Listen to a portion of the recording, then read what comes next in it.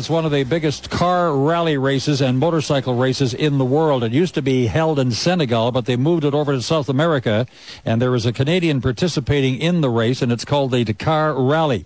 And as we get ready with our telephone calls here, we've got a call into Chile, and we've also got a call into Duncan because there is a connection there because the gentleman who's on the telephone line from Chile is actually from Duncan. Did that make sense to anybody?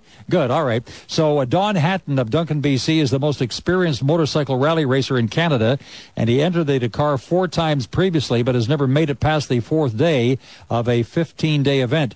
Now, this is a dangerous event. As a matter of fact, it is so dangerous. As a matter of fact, today, a French motorbike rider competing in the Dakar Rally died after crashing into a Chilean police car, according to reports from the organizers.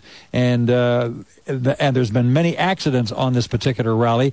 But let's find out more about the rally and why it is so dangerous and why anybody would want to get into something like this as we go down to Chile right now and bring in Don Hatton of Duncan, BC. Don, can you hear me? And welcome to CFAX 1070. Thanks. Yes, I can hear you, Terry. I can hear you fine. Thank you. Well, now listen, I'm going to give you a chance to talk to your wife. She's up on the other line here in Duncan as well. And Natalie, are you there? I'm here, Terry. All right. So listen, I'll let you two lovebirds say hi to each other for a couple of minutes, and then we'll get on with the rally. Okay? Hey, Dave. Hey, Dave. How's it going? It's going pretty good here. It's been a heck of a week. I'll tell you that. It's been crazy. I know. I know. It's been pretty awful for us here in Duncan too. Today was pretty emotional when the young fellow Thomas was killed because I actually broke down when I found out. It was really, and it even bothers me a bit to talk about it now because I rode with him I spent an entire day with him only 3 days ago. So it's pretty tough to take. Listen, tell us if you can what we're dealing with here, Don. Tell us what happened to Thomas Borgen. He's only 25 years of age. What went down today in Chile? I don't know. No one really knows what happened. Terry, the information that's provided is really limited, but he definitely ran. We have liaisons between the time sections.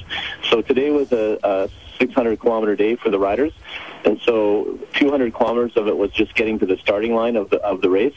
And somewhere during that trip, he managed to hit a police car, or a police car hit him, and he died. So, but it's been this year's rally has been. I've done it 4 times. And it's been the toughest rally I have ever entered. And even on day 1, riders were out immediately on day 1, and it was only a short course.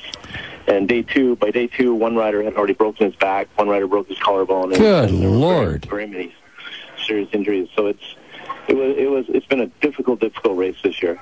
Listen, I've got pictures here of motorbikes and 4-wheel and some of these off-road vehicles going over sand dunes and everything else. You went over a sand dune and you got hit by another vehicle, did you not?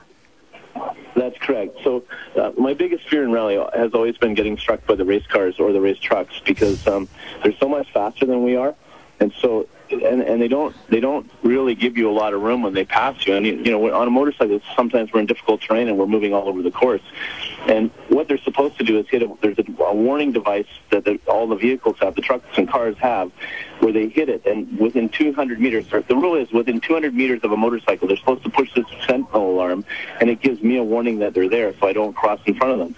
But unfortunately, this year, very few of the drivers are using it. And in my particular case, there was this massive dune. The dune was probably as tall as the Malahat, and I got stuck in it. And so when you get stuck, you've got a sensor you're supposed to push, and it sends that alarm 200 meters out to let vehicles know you're there. So I set that off right away, and there were trucks that had stopped, and they weren't actually coming up the dune. But for some reason, this truck come around everyone and went straight up the dune and went between me and the dune. And then he started to slide sideways, and when he slid, I no longer was beside him, I was directly in his path. And so he ran over my bike and knocked me right over the bank. There was another truck driver that was trying to help me get out of the hole I was in, and he got injured. His arm got split open. He had to get stitches. Good Lord. But the worst part was it really badly damaged my bike. Mrs. Hatton, would you tell me, why do you let this guy do this? I'm not going to let him do it anymore. Is this his last year, as far as you're concerned? I think so. This has been a very stressful rally, and I really wanted to help him realize his dream. Yes. But I'm just so relieved and grateful that he's out and that he's not hurt. And I think Don will agree. He said he's not going to try it again. Don, is this going to be your last year for the Dakar? We got you. It's going to be recorded now in our archives here. What's the story? That's exactly what I want. I want it recorded. I don't know that I want to record that. It was there definitely was a lot of emotion when I first got out of the race, and I've had some time to think it over and calm down a bit. But I definitely have to think about it. Hey, look, I don't want to be responsible for a split up here, but I got to hear you say you're going to think twice about it or not. I'll think twice. It's Terry.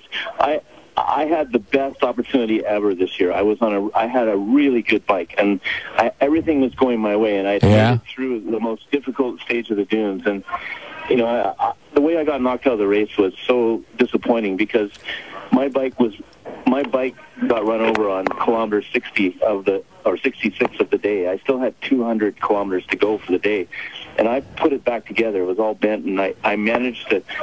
I limped along. It took me almost 20 hours to get across the dunes to get to the end of the race. All right, listen.